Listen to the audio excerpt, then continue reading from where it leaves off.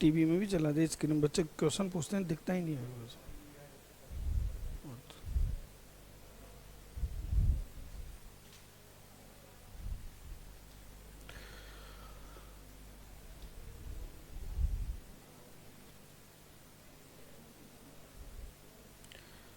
हाँ स्टूडेंट, देखिए आज अपन ऑडिट में आपका पहला चैप्टर शुरू करने जा रहे हैं, जो सबसे इम्पोर्टेंट चैप्टर है आपके जूनियर अकाउंटेंट के ऑडिट के सिलेबस के लिए और टेक्निकल है।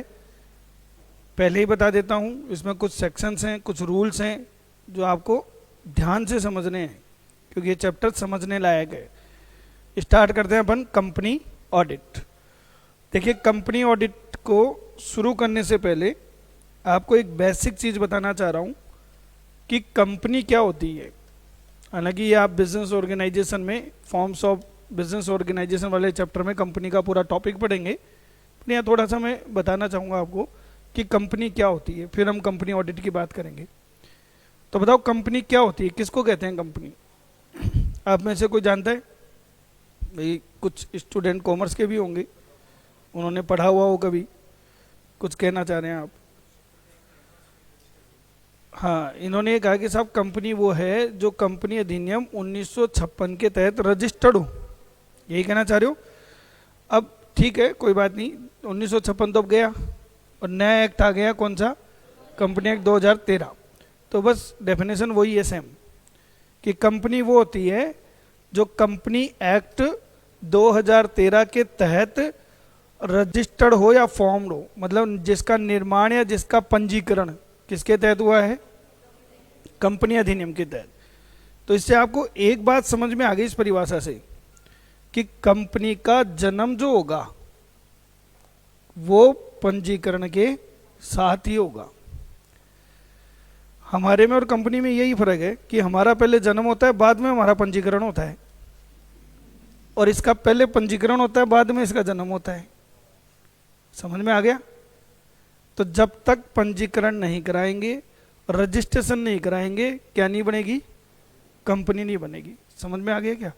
कहाँ कराऊं रजिस्ट्रेशन? ये तो बात सही है, कंपनी अधिनियम 2013 में तो कहा गया है कि पंजीकरण कराओ तभी कंपनी बनेगी। कराऊंगा कहाँ जाऊं? तो इस कामकाज को संभालने के लिए एक मंत्रालय है, मिनिस्ट्री ऑफ कॉरपोरेट अफेयर्स। जैसे उद्योग मंत्रालय होते हैं, वित्त मंत्रालय होते हैं, वैसे अपने देश में एक मंत्रालय है जिसका नाम क्या है? मिनिस्ट्री ऑफ कॉरपोरेट अफेयर्स, यानी कि कंपनी कार्य का मंत्रालय। इसका रजिस्ट्रेशन करने के लिए जो अधिकारी है वो कौन है? आरओसी, रजिस्ट्रार ऑफ कंपनी, कंपनियों का पंजीयक। आपको ऑनलाइन आवेदन करना पड़ता है और इस नाम से, जो भी आप नाम सोचना चाह रहे हो कंपनी, उस नाम से आप अपने आप को क्या कराओगे? पंजीकृत कराओगे। समझ में आ रही है बात? अब नाम का इसमें बड़ा इशू आता है। नाम का इशू क्या आता है बताओ इसमें? कि अगर कोई नाम पहले से है तो वो आपको नहीं मिलेगा। पूरे हिंदुस्तान में एक नाम की एक ही कंपनी होगी, तो एक आपको क्या मिल गया? ठप्पा मिल गया। अब देखो हमारे इंस्टीट्यूट की स्पेलिंग देखो आप, क्या है? SRIJJAN। थोड़ा अजीब सा लग रहा है ना? कोई इसको सृजन बोलता है तो कोई सर्जन बोलता है। हिंदी में हमने लिख रखा है सर्जन, क्योंकि हमें ये नाम चाहिए था और ये नाम पहले से रजिस्टर्ड था, तो हमें कैसे मिलता? तो हमने इसमें थोड़ी सी क्या कर दी? छेड़खानी कर दी और नाम मिल गया। ऐसे तो होता ही है ना, थोड़ा बहुत 19-20 करके आपको नाम रजिस्टर्ड कराना पड़ेगा। जब जो ही कंपनी पंजीकृत हो जाती है, कंपनी का जो ही पंजीकरण होगा, तो कंपनी अलग और कंपनी को बनाने वाले अलग। यानी कि इसको अपन एक नाम दे रहे हैं, इसका हमेशा क्या होता है? पृथक अस्तित्व होता है। पृथक अस्तित्व का मतलब जानते हो? क्या समझे बताओ? कंपनी अपने आप में क्या एक अलग है और एक व्यक्ति है। कंपनी एक अलग व्यक्ति है, उसको ये मान के चलना, जैसे आप एक इंसान हो ना, वैसे कंपनी भी एक, पर आप दर से हो और वो अदृश्य है। मैं आपको छू सकता हूं क्योंकि आप टेंजिबल हो, मूर्त हो, जबकि कंपनी को मैं छू नहीं सकता क्योंकि वो अदृश्य है। पर होती है, किसकी नज़र में होती है? कानून की नज़र में होती है। आप कहें कहाँ है सर कंपनी, कहाँ है, दिखाओ।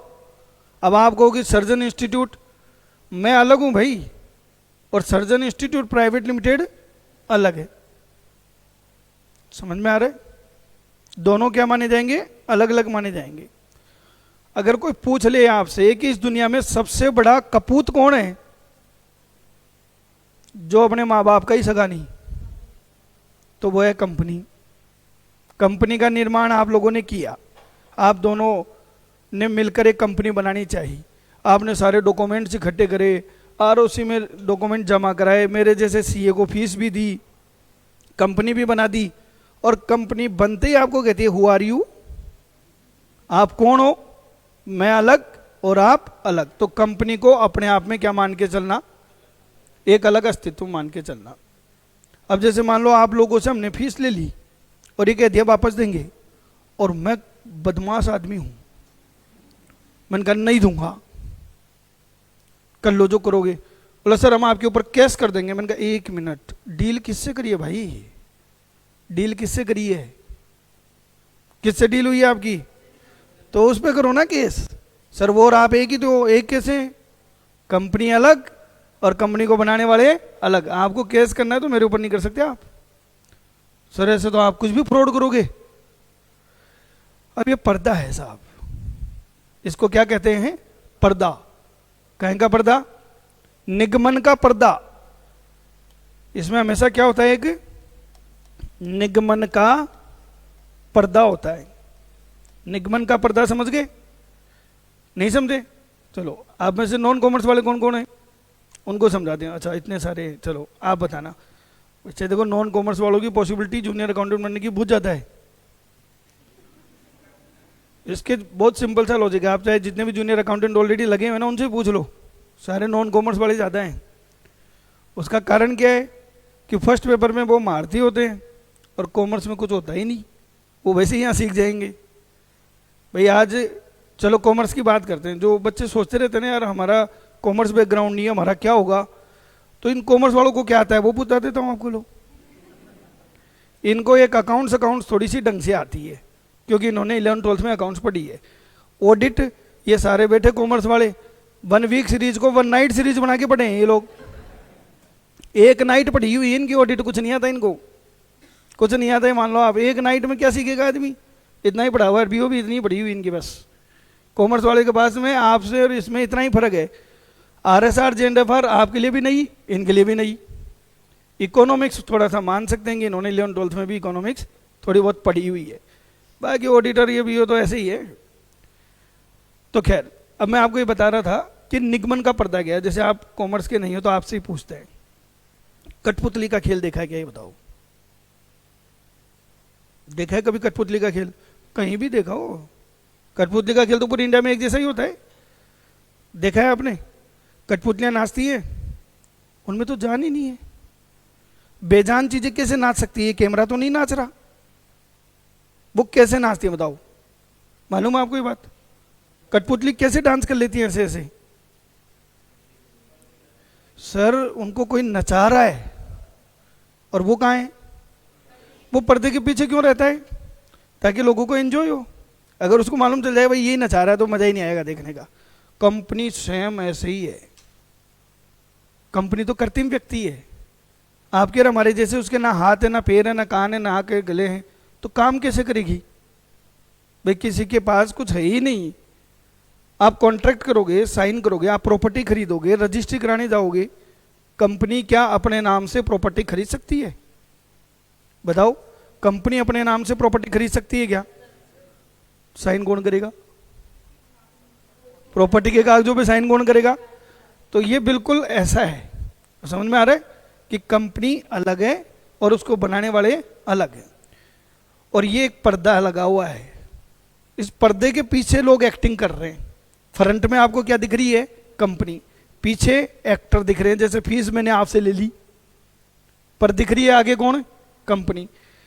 क्या इस घूंघट को उठा दें? क्या इस पर्दे को उठा दें? इसको कहते हैं लिफ्टिंग द कॉर्पोरेट वेल, निगमन के आवरण को उठाना, या निगमन के पर्दे को उठाना, या निगमन के नकाब को बेनकाब करना। बताओ ये उठा दें क्या? अब आप बताओ, मैंने आपसे फीस ले ली और मैं वापस नहीं दूं आपको, तो आपको ऐसा नहीं लगेगा कि मैंने आपके साथ फ्रॉड किया है? लगेगा ना? तो जहां कपट होता है, जहां चोरी होती है, तो ये पर्दे को हटा दिया जाएगा। विजय माल्या पैसे लेके भाग गया, नीरव मोदी पैसे लेके भाग गया, तो वो तो बोल देंगे 2 मिनट में कि साहब हम अलग और कंपनी अलग। उनको क्यों पकड़ रहे हैं? क्योंकि वो चोर हैं। तो ये निगमन का पर्दा हटाया जा सकता है। तो कंपनी के बारे में बेसिक चीज समझ में आ गई क्या? तो बताओ कंपनी क्या होती है? जो कंपनी अधिनियम 2013 या उससे पहले के किसी कानून के तहत क्या हो, पंजीकृत हो, उसे अपन क्या कहते हैं? कंपनी कहते हैं। समझ में आ गई क्या बात? क्लियर है? तो कंपनी, आप ये मान के चलना जैसे आप एक इंसान हो, वैसे ही कंपनी भी एक इंसान है। आप सजीव हो और वो निर्जीव है। अगर आपके दिमाग में कभी भी कोई भी कंफ्यूजन आ जाए कि कंपनी क्या कर सकती है और क्या नहीं कर सकती, तो आप ये सोच लेना मैं क्या कर सकता हूं, मैं क्या कर सकता हूं, वो कंपनी भी कर सकती है। कुछ एक चीजों को छोड़कर, जैसे आप शादी कर सकते हो, तो कंपनी की शादी नहीं हो सकती। और एक और मजेदार बात बताता हूं, आपका हैप्पी बर्थडे तो मालूम होगा ही आपको, वो तो सबको मालूम है, लेकिन आपकी डेट ऑफ डेथ क्या होगी ये नहीं मालूम। पर एक बात मैं आपको बताता हूं, बुरा मत मानना, सच्चाई है, जाओगे जरूर बेटा, एक दिन जाओगे जरूर, चाहे मेरे बाद में जाओगे, लेकिन जाओगे जरूर। ये तय है, जो आया है वो जाएगा। मेरे पापा मुझे एक बात कहते थे कि बेटा, शंकर भगवान की तीसरी आंख अगर खुल जाए तो प्रलय आ जाती है, संपूर्ण सृष्टि क्या हो जाती है? नष्ट हो जाती है। जब मैंने कंपनी एक्ट पढ़ा तो समझ में आया कि शंकर भगवान की तीसरी आंख भी कंपनी को भस्म नहीं कर सकती। बताओ क्यों? क्योंकि कंपनी का निर्माण शंकर भगवान ने नहीं किया। किसने किया है? कानून में। तो कंपनी मरेगी भी कैसे? कानून से ही मरेगी। जैसे पंजीकरण कराया ना, उसको बंद कराने के लिए भी कानून में जाना पड़ेगा। कुछ समझ में आ रहा है? आपसे एक क्वेश्चन पूछूं, एक कंपनी में आप 4 लोग कंपनी के डायरेक्टर हो, यानी कि चलाने वाले आप 4 हो, आप 4 ही शेयर होल्डर हो, यानी कि पैसा किसने लगाया है? आप चारों ने लगाया है। ये बात समझ में आ गई? मतलब जो भी सर्वे कर रहा है, आप 4 लोग हो। अब मान लीजिए चारों लोग कंपनी के बिजनेस के सिलसिले से मुंबई जा रहे थे, जयपुर से, अपनी कार में। हाईवे पे एक ट्रक इनकी कार को देख के मचल गया और इनकी कार को उड़ा दिया। चारों ऑन स्पॉट ही मारे गए। आज उस कंपनी में कोई नहीं बचा, उसको चलाने वाला कोई नहीं है, कोई सदस्य नहीं, जिंदा नहीं है, कोई संचालक जिंदा नहीं है। क्या कंपनी भी मर गई क्या? चलाएगा कौन? कोई चलाओ चाहे नहीं चलाओ, कंपनी कानून की नजर में जिंदा है। इसलिए कंपनी अलग और कंपनी को चलाने वाले अलग। समझ में आ गया? इसीलिए इसको कहते हैं शाश्वत उत्तराधिकार। शाश्वत उत्तराधिकार का मतलब कि कंपनी चलती रहेगी, मेंबर्स में कम, मेंबर्स में गो, बट कंपनी गोज फॉरएवर। सदस्य आ सकते हैं, सदस्य जा सकते हैं, आना जाना तो संसार का नियम है, चलता रहेगा, पर कंपनी चलती रहेगी। समझ रहे हो? आज रिलायंस है, अंबानी तो गया, दूसरे को मैं भेजने वाला हूं, उसकी जगह मैं उसको टेक ओवर करने वाला हूं। तो रिलायंस ही रहेगी, लोग चेंज हो जाएंगे। समझ में आ गई ना थीम? क्लियर है? तो कंपनी की एक अलग स्थिति है। अब मैं इसको ऑडिट के पॉइंट ऑफ व्यू से लेके आता हूं। इतना ही समझाऊंगा अभी कंपनी के बारे में, क्योंकि वो बाकी बिजनेस ऑर्गेनाइजेशन में पढ़ेंगे। अगर आपने किसी भी कंपनी का निर्माण कर लिया, अगर आपने किसी भी कंपनी का क्या कर लिया? निर्माण, तो प्रत्येक कंपनी का अंकेक्षण यानी कि ऑडिट क्या है? अनिवार्य है। प्रत्येक कंपनी को ऑडिट करवानी क्या है बोलो? मैंडेटरी है। समझ में आ गया? चाहे आप पूरी साल में कोई लेन देन मत करो, आपने केवल कागजों में क्या कर ली? कंपनी बना ली। तो कंपनी बनाना और मर्सिडीज कार को घर लाना एक ही बात है। आप कार तो खरीद लाओगे पर चला नहीं पाओगे, मेंटेनेंस मांगती है कार। ऐसे कंपनी भी मेंटेनेंस मांगती है। जो ही कंपनी बना ली आपको ऑडिट करवानी क्या है? अनिवार्य है। तो एक क्वेश्चन तो यही बन गया कि बताओ निम्नलिखित में से किसका अंकेक्षण अनिवार्य है? ऑप्शन ए एकल स्वामित्व यानी कि लाला जी की दुकान, ऑप्शन बी साझेदारी फर्म यानी कि पार्टनरशिप, ऑप्शन सी कंपनी, और ऑप्शन डी इनमें से कोई नहीं। तो साहब कंपनी एक ऐसा फॉर्मेट है जिसकी ऑडिट करवानी क्या है? अनिवार्य है। चाहे आपकी इच्छा हो या नहीं हो, आपको ऑडिट करानी पड़ेगी। और ये मैं नहीं कह रहा हूं, ये कंपनी एक्ट 2013 कह रहा है। यहां तक की बात समझ में आ गई क्या सबके? प्रत्येक कंपनी का अंकेक्षण होना अनिवार्य है। यहां आपको कुछ नहीं देखना कि कितना टर्नओवर हो गया, कितना प्रॉफिट हो गया, कितनी बिक्री हो रही है। मैं कह रहा हूं कंपनी है ना, ऑडिट कराओ, चाहे लेन देन हो या नहीं हो। पूरी साल में केवल एक एंट्री कर दो ऑडिट फीस की, तो भी ऑडिट तो होगी ना। यहां तक समझ में आ गया? क्लियर है? आगे बढ़ूं। अब एक बात बताओ, ऑडिट कराना क्या है? किससे कराऊं? सीए से। तो यहां आपको बता दूं, कंपनी को ऑडिट करवानी क्या है? अनिवार्य है, मैंडेटरी है। और ऑडिट करेगा कौन? तो इन्होंने कहा सब सीए करेगा। मैं आपको थोड़ा सा चेंज करना चाह रहा हूं। कौन करेगा? Only CA. सीए नहीं, ओनली सीए। दूसरा कोई भी व्यक्ति इस देश में कंपनी की ऑडिट करने के लिए क्या नहीं है? अधिकृत नहीं है। ये बात समझ में आ गई? तो बताओ ऑडिट कौन करेगा? Only CA. समझ में आ रहा है? आ रहा है बेटा? सीए कौन होते हैं? नहीं, ये तो फुल फॉर्म हो गई। चार्टर्ड अकाउंटेंट, हिंदी में बोलते हैं संधि लेखाकार। सनकी मत बोलते ना, संधि, संधि लेखाकार। कौन होते हैं सीए? जो ICAI institute of chartered accountant of India का क्या है? सदस्य है। जो ICAI का क्या है? सदस्य है, member of the institute of chartered accountant of India. वो क्या कहलाता है? सीए कहलाता है। समझ में आ रहा है? आप क्या आ रहा है बेटा? आप बताओ कैसे बनते हैं सदस्य? सदस्य कैसे बने? जैसे मैं अपनी बात करूं तो मैं मेंबर हूं ICAI का, मैं चार्टर्ड अकाउंटेंट हूं। तो कैसे बनते हैं सदस्य बताओ?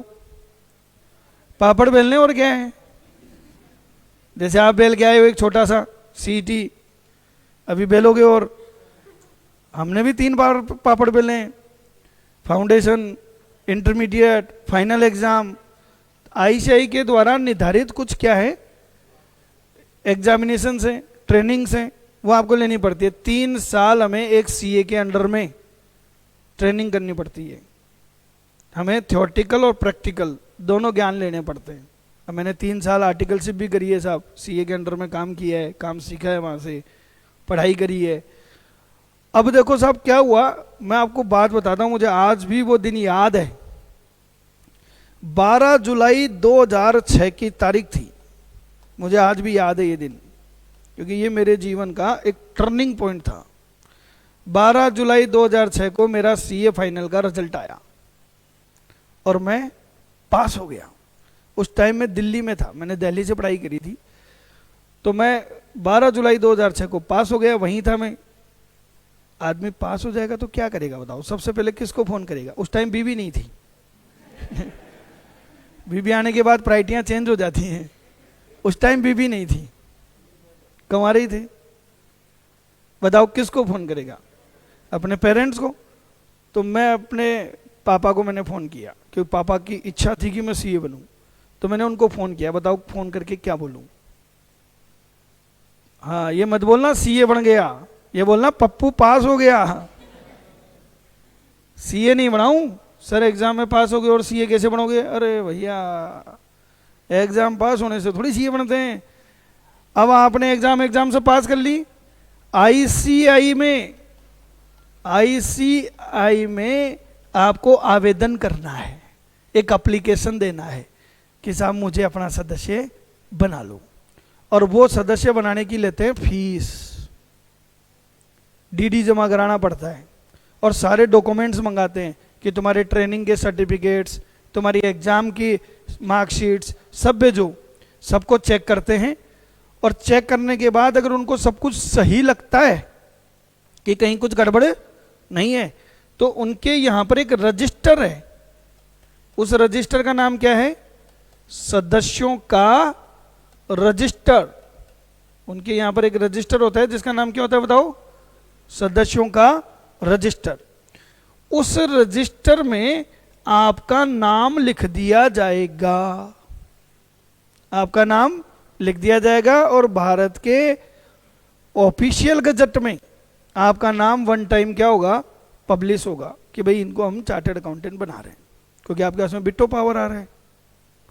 यहां तक समझ में आ रहा है? तो जो ही इसमें नाम लिखते हैं तो आपको एक नंबर अलॉट करेंगे कि भाई इस नंबर पे आपका नाम लिखा है। उस नंबर को अपन क्या कहते हैं? मेंबरशिप नंबर, सदस्यता क्रमांक। क्या कहते हैं बताओ? सदस्यता क्रमांक कहते हैं। समझ में आ रही बात आपके यहां तक? और इस सीक्वेंस में चलते रहते हैं। जैसे मैं मेरे मेंबरशिप नंबर बताऊं, 407356, ये मेरे मेंबरशिप नंबर हैं, और ये लाइफ में वन टाइम मिलेंगे, और हर एक चार्टर्ड अकाउंटेंट के पास ये मेंबरशिप नंबर होते हैं। जिसके पास हैं वो अपने आप को क्या कह सकता है कि मैं चार्टर्ड अकाउंटेंट हूं। समझ में आ रही है क्या बात आपकी? क्लियर है? अब आप अगर गूगल पे जाके जुगल के बारे में जानना चाहें तो सिंपल से मेरे क्या डालोगे? मेंबरशिप नंबर, आईसीआई के पूरे कार्ड निकल के आ जाएगा। मैं कौन हूं, कब सीए बना था, मेरे अंडर में कितने लोग काम कर रहे हैं, मेरा ऑफिस कहाँ है, मेरा रेजिडेंस कहाँ है। हम पब्लिक डेटा हैं, मेरे बारे में सारी जानकारी आईसीआई से आपको तुरंत मिल जाएगी। बस आपकी मेरी डेट ऑफ बर्थ और मालूम होनी चाहिए। समझ लो? तो आपको पूरे डेटा निकल जाएंगे। तो जिसके पास ये मेंबरशिप नंबर है वो आईसीआई का क्या माना जाता है? सदस्य माना जाता है। बोलो समझ में आ गई? और जो आईसीआई का सदस्य है वही क्या कर सकता है? ऑडिट कर सकता है। बोलो यहां तक बात समझ में आ रही है क्या? कुछ पूछना चाह रहे हो बेटा? हर साल देनी है, हर साल। वन टाइम तो एंट्री फीस थी, फिर हर साल रिन्यूअल लगेगा। सर नहीं दें तो कोई बात नहीं, आपका नाम यहां से हटा देंगे। और अगर इसमें नाम नहीं लिखा हुआ है, it means you are not chartered accountant.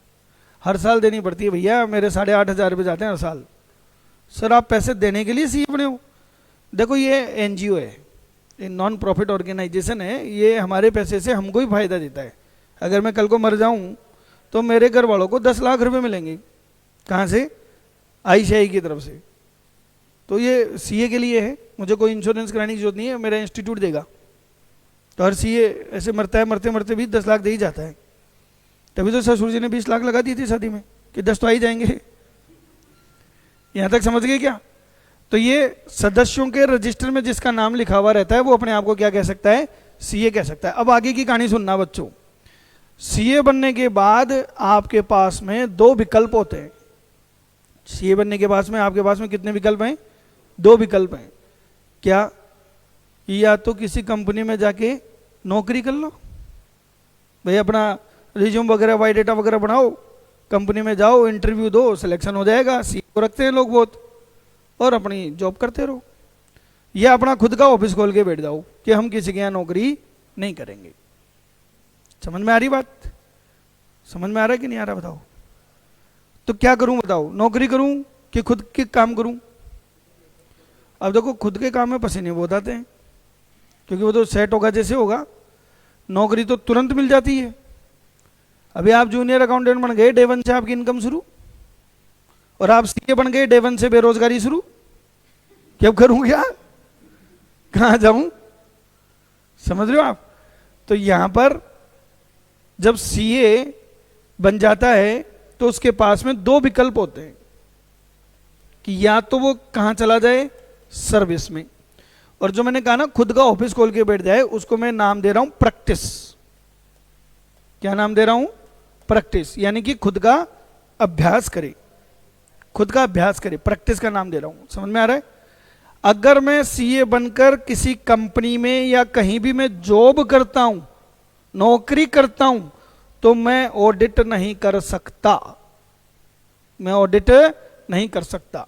तो नौकरी करने वाले सीए ऑडिट करने के लिए एलिजिबल नहीं है, योग्य नहीं है।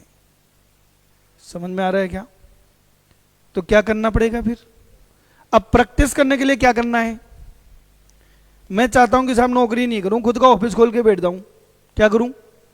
चलो ऑफिस ले लो, किराए पे बैठ जाओ। नहीं, फिर आपको किसके पास जाना पड़ेगा?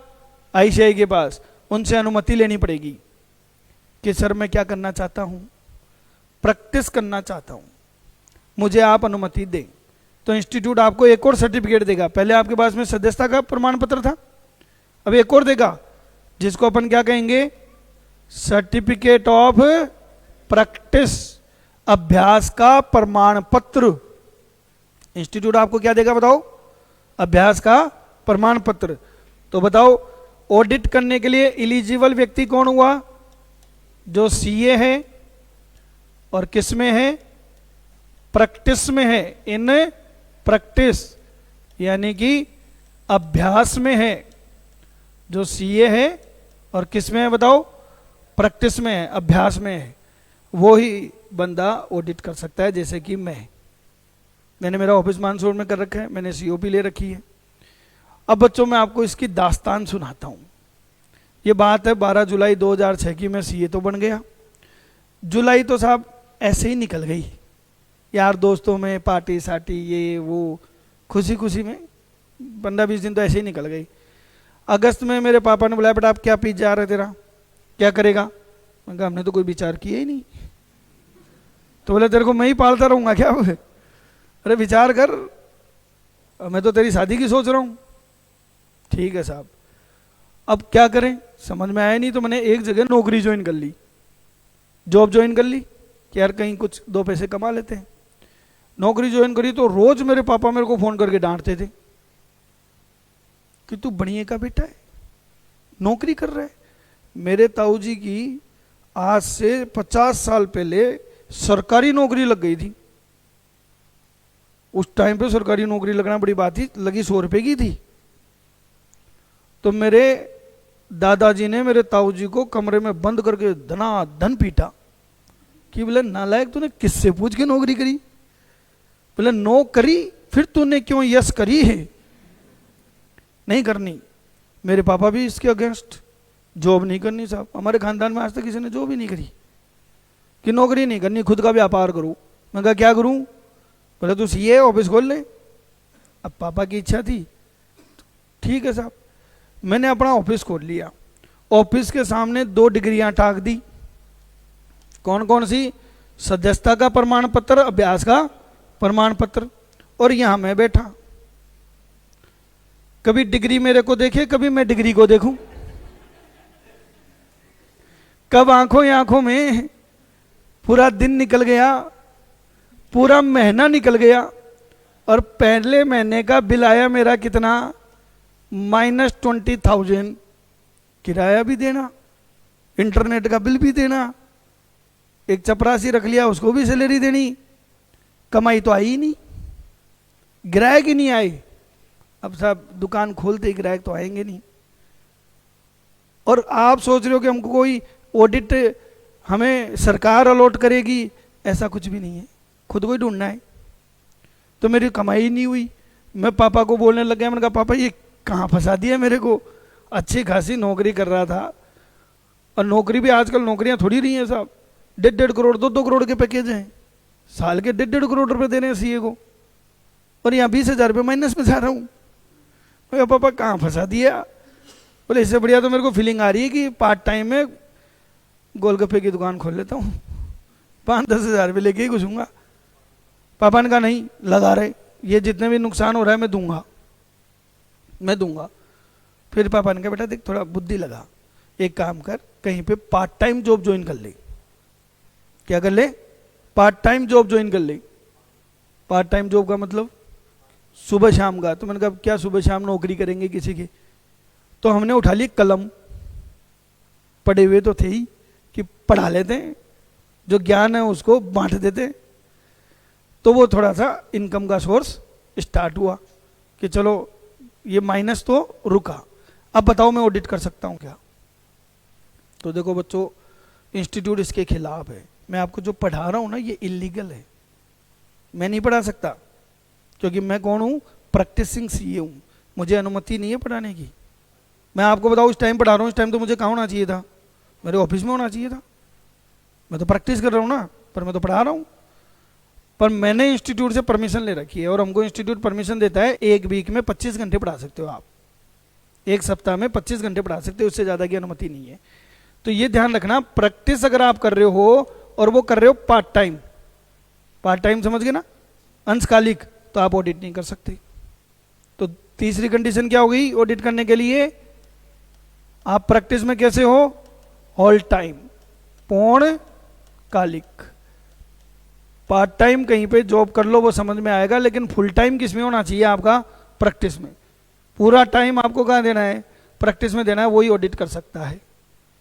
बोलो ये बात समझ में आ रही है? यहां तक समझ में आ गया? बिल्कुल नहीं कर सकता। कंपनी के पास तो 1000 काम होते हैं। आप ऑडिट के भी मायने समझो अलग अलग। जो इसका क्वेश्चन है बहुत अच्छा क्वेश्चन है, इसे पूछा भी, दिमाग में आनी भी चाहिए ऐसी बात कि सर फिर वो सीए जो है, जो नौकरी करता है, वो क्या करता है? यही तो जानना चाह रहे हो। वो भी ऑडिट ही करता है, लेकिन वो ऑडिट कौन सी करता है? Internal audit. वो ऑडिट कैसी करता है बताओ? Internal audit. 2 तरह की ऑडिट हो गई। और जो हम ऑडिट पढ़ रहे हैं अभी, वो एक्ट की वजह से पढ़ रहे हैं, तो इसको मैं क्या नाम दूंगा? Statutory audit. Statutory audit. आगे से क्या कहूंगा मैं इसको हिंदी में? वैधानिक अंकेक्षण। वैधानिक अंकेक्षण। समझ में आ रहा है? समझ में आ रहा है? ये तो क्या होती है? अनिवार्य। आपकी इच्छा हो या नहीं हो, करानी पड़ेगी, ये आपकी इच्छा है। आपको लगता है कि यार सीए साहब आएंगे पूरी साल खत्म होने के बाद आएंगे, फिर गलतियां ढूंढेंगे, फिर बताने से फायदा भी क्या? हमारे तो गलती हो तुरंत पकड़ में आ जाए, तो बंदे को नौकरी पे रखो भाई। जो डेली की डेली क्या करता रहेगा? चेक करता रहेगा। उसको अपन क्या कहते हैं? आंतरिक अंकेक्षण। ये आपकी इच्छा है, रखो तो ठीक, नहीं रखो तो ठीक। तो बड़ी बड़ी कंपनियां रख लेती हैं। बड़ी बड़ी कंपनियां इतना इंतजार थोड़ी करते हैं कि पूरी साल खत्म होगी फिर सीए साहब आएंगे और फिर क्या करेंगे? ऑडिट करेंगे और हमारी गलतियां बताएंगे। और मैंने बता भी दी, मान लो और 2 कर्मचारियों की चोरी पकड़ भी ली, और मालिक को बताया कि साहब तुम्हारे 2 कर्मचारियों ने चोरी करी है। बोले यार सीए साहब मजा नहीं आया। अगर मजा नहीं आया मतलब मजे की कोई डेफिनेशन थोड़ी है। साहब मैंने तो चोरी पकड़ के दी है आपको। अरे साहब आपने जिन लोगों की चोरी पकड़ के दी है वो तो हमारे यहाँ से नौकरी छोड़ के गए, अब क्या कर लूँ? आप उसी टाइम बता देते ना तो मैं उनका कुछ ना कुछ कर देता।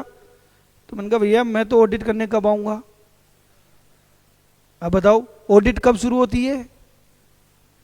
आपके सामने है ना, 12 से 1 तो मनीष सर ले रहे हैं ना पहले, फिर ही तो ऑडिट शुरू हो रही है। जहाँ मनीष सर रुक जाते हैं वहाँ मैं शुरू होता हूँ। नहीं समझे? जहाँ लेखांकन समाप्त हो जाता है वहाँ अंकेक्षण प्रारंभ होता है। तो पहले तुम बही खाते तो लिख लो, फिर उसकी गलतियां क्या है वो मैं चेक करूंगा। समझ रहे हो? तो मनीष सर जो आपको सिखा रहे हैं, फिर आप क्या सीखे क्या नहीं सीखे वो मैं चेक करूंगा।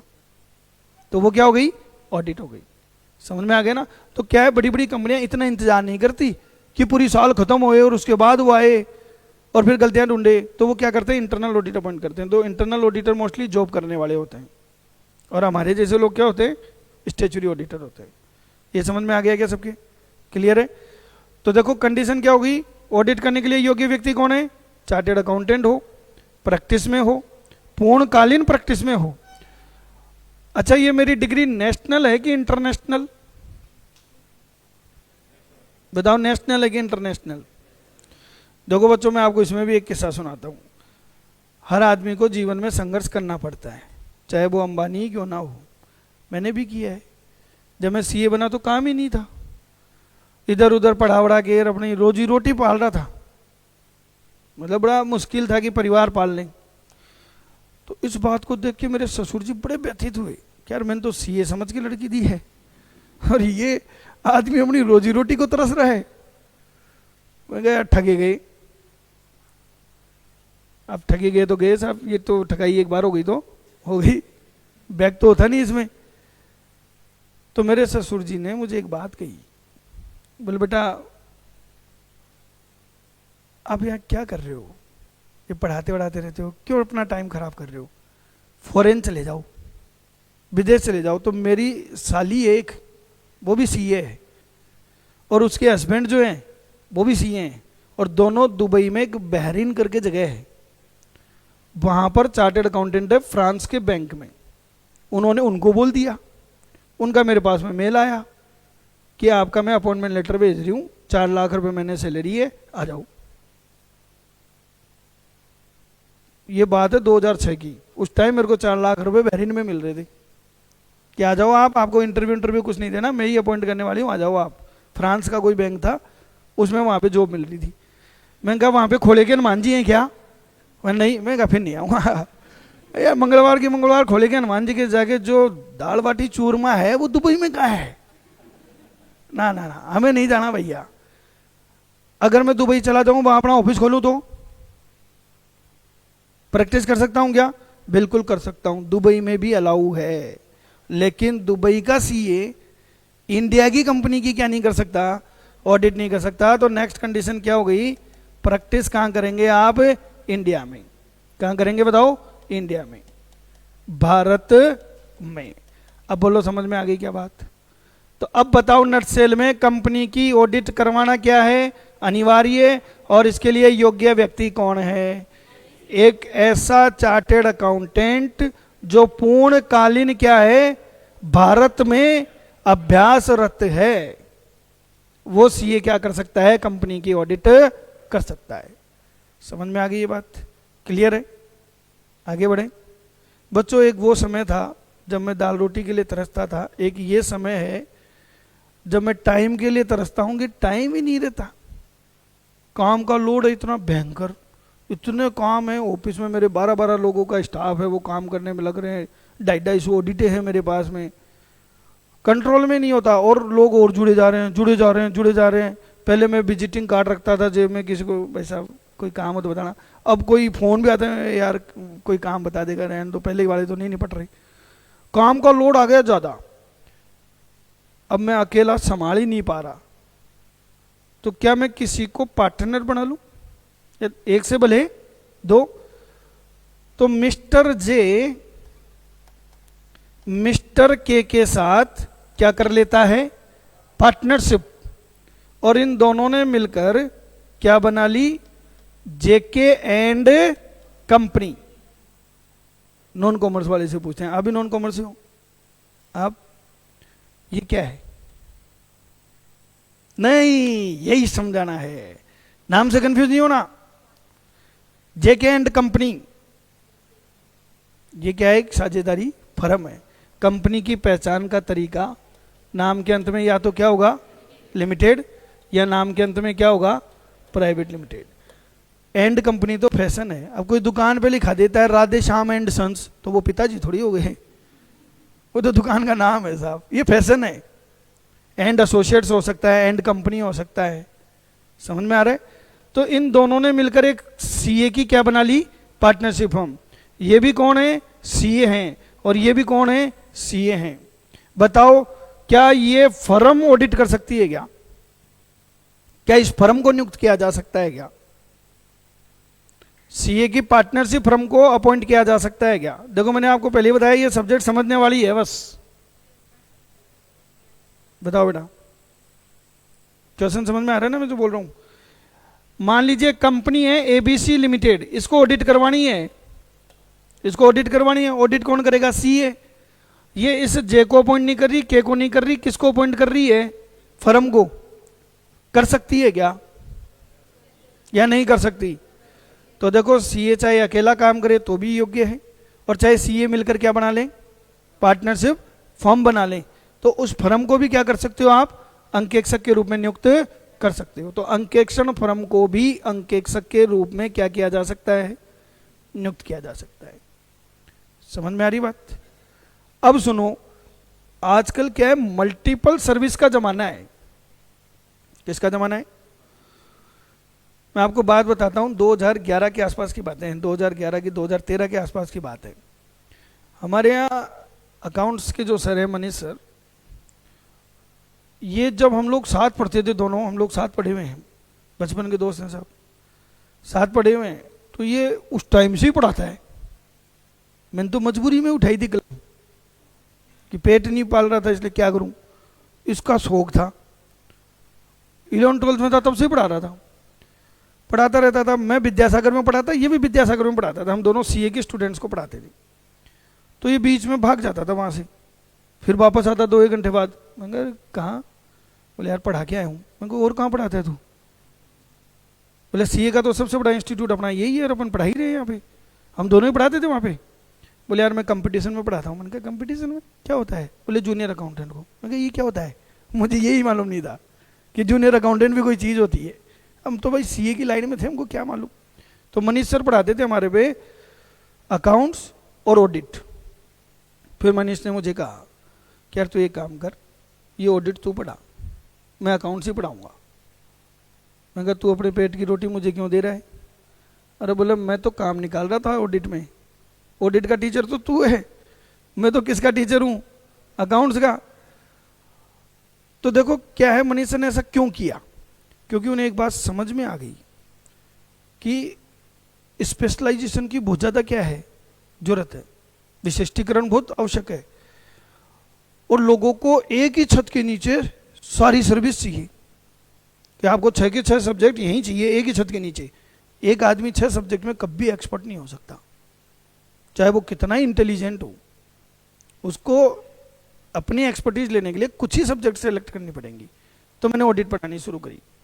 ऐसे ही कंपनी के साथ है, हमारे पास में लोग आते हैं और कहते हैं सर ये जो कंपनी कार्यालय का काम है, आरओसी का काम है, ये भी आप ही करो। मैंने कहा यार ये हम नहीं करते, ये तो कौन करते हैं? सीएस करते हैं, कंपनी सचिव करते हैं, सीए थोड़ी करते हैं ये काम।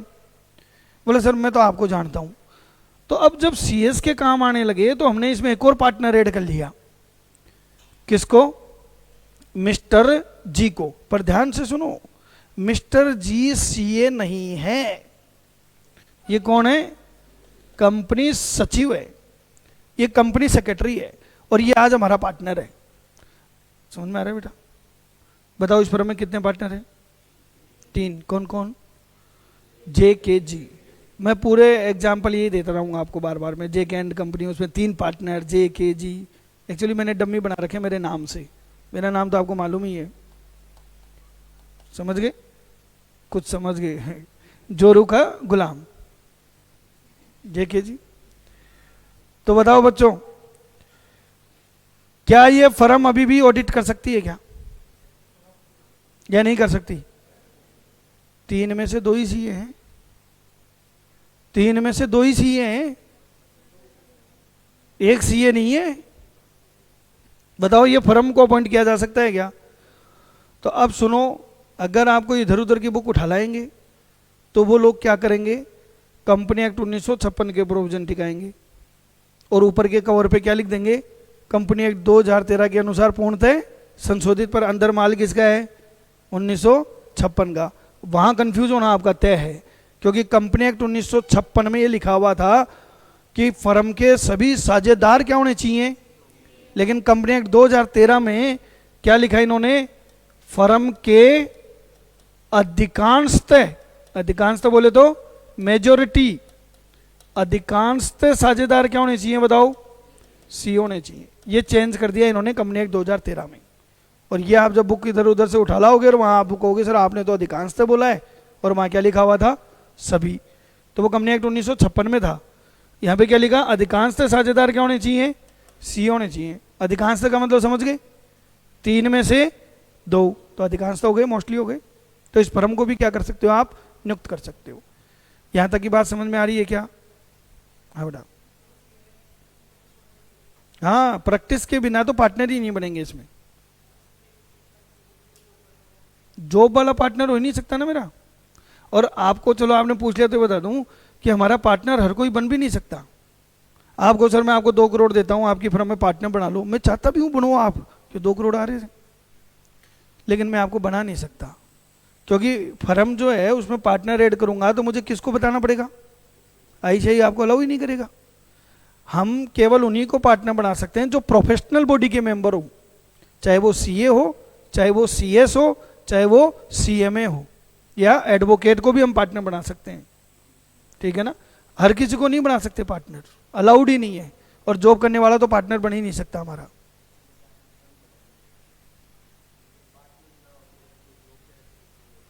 जॉब पे रख ली तो वो ऑडिट कैसे करेगा? इस बच्चे ने ये पूछा है कि सर ये आपकी सीए फर्म है और आपने मिस्टर राम नाम के एक चार्टेड अकाउंटेंट को नौकरी पे रख लिया। वैसे सीए फर्म में भी तो नौकरी करते ही हैं लोग, तो ये ऑडिट नहीं कर सकता। ऑडिट कौन करेगा?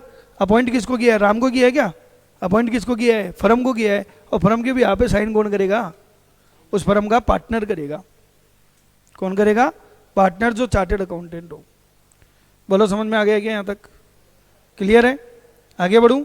अब देखो जब तक आपके नोट्स नहीं आ जाते हैं, कुछ पॉइंट्स नोट कर सकते हो आप अपनी कॉपी में। स्टार्ट कर रहे हैं चैप्टर आपका कौन सा? Company audit. Company audit. सबसे पहला काम का पॉइंट, प्रत्येक कंपनी का अंकेक्षण, प्रत्येक कंपनी का अंकेक्षण अनिवार्य है। प्रत्येक कंपनी का अंकेक्षण क्या है? अनिवार्य है। समझ में आ गया सबके? कि कोई भी कंपनी हो, चाहे निजी कंपनी हो, चाहे सार्वजनिक कंपनी हो, वो मैं बाद में बताना चाहूँगा आपको। कंपनी के प्रकार कई तरह के होते हैं, चाहे छोटी सी कंपनी हो, बड़ी कंपनी हो, कोई भी हो, चाहे रिलायंस हो, चाहे सर्जन हो, ऑडिट सबको करानी पड़ेगी, मैंडेटरी है। एक लाइन समझ गए? दूसरी बात, कंपनी अंकेक्षण से संबंधित, कंपनी अंकेक्षण से संबंधित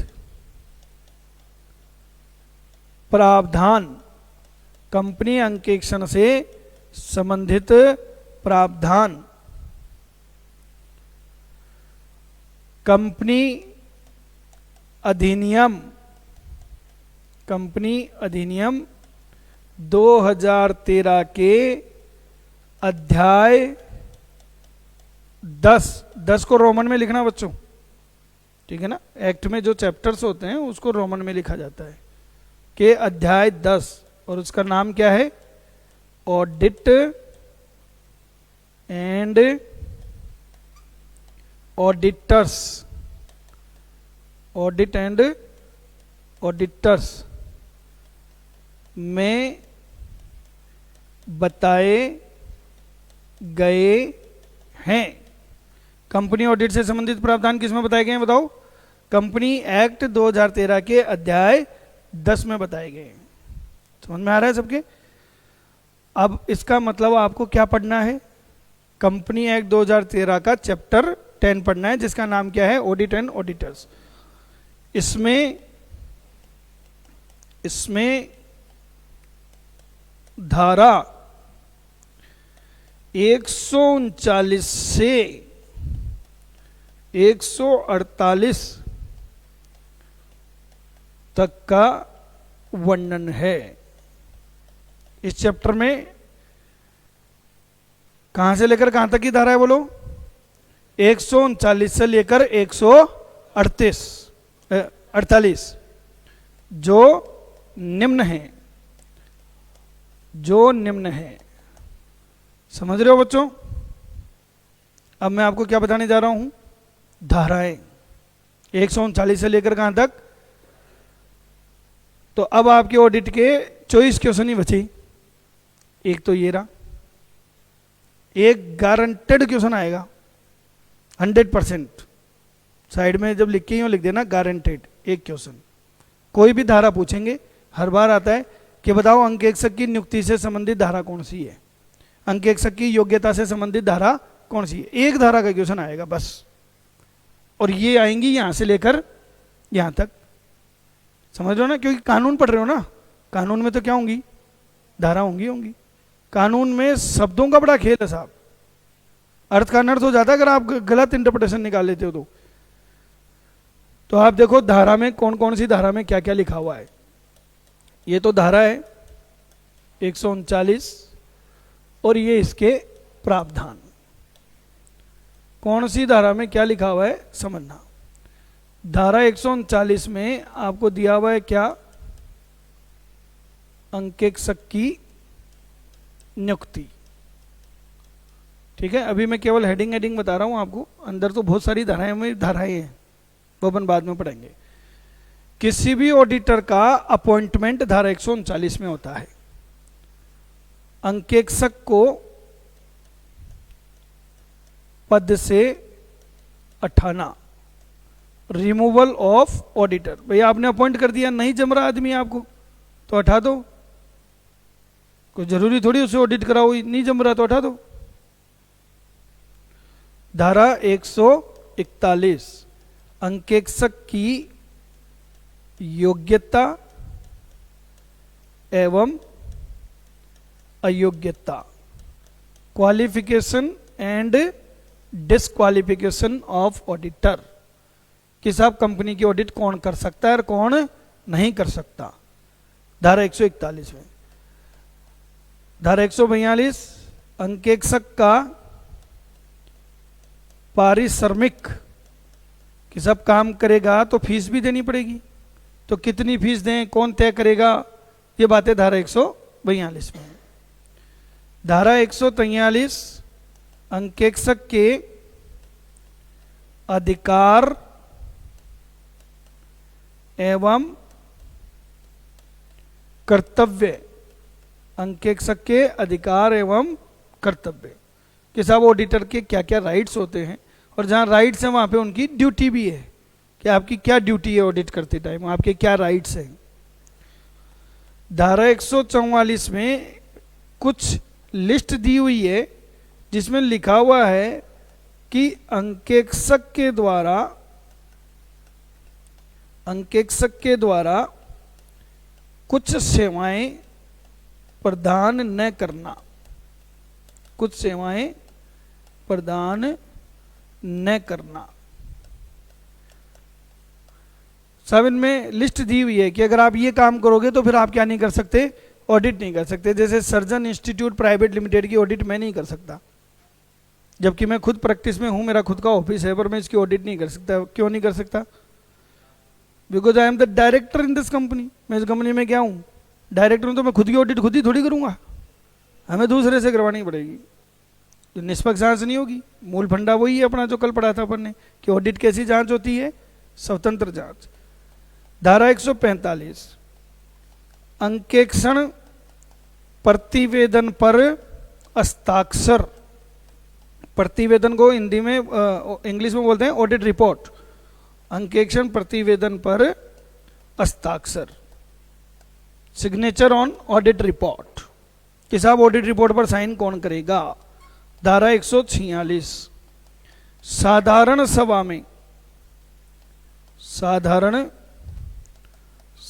में उपस्थित होने का अधिकार, साधारण सभा में उपस्थित होने का अधिकार,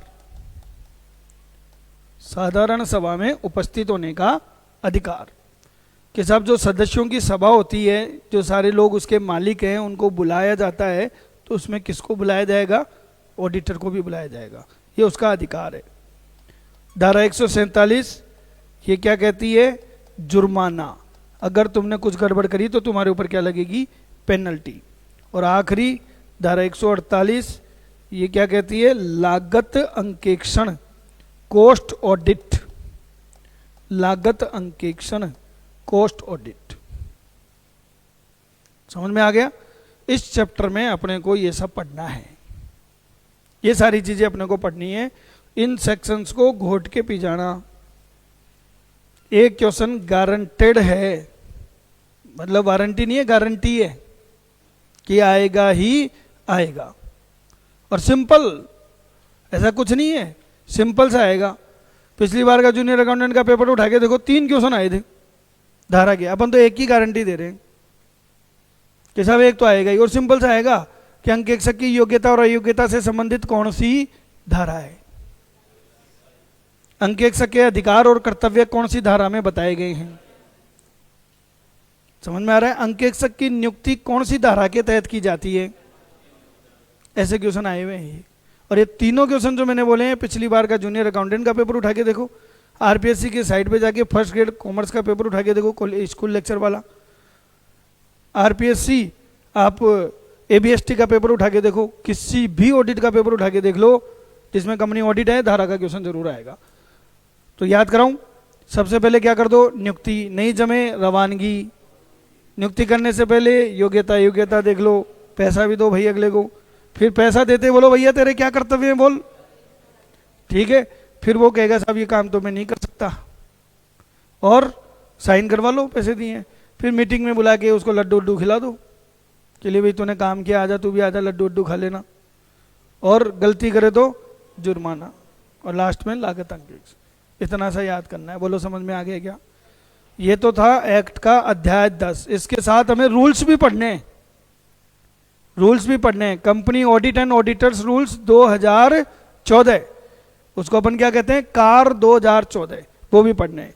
देखो आपको नोट्स किस तरीके से मिलेंगे, ऐसे ये मैंने पहला चैप्टर शुरू किया है, आपके लिखा हुआ मिलेगा चैप्टर 1।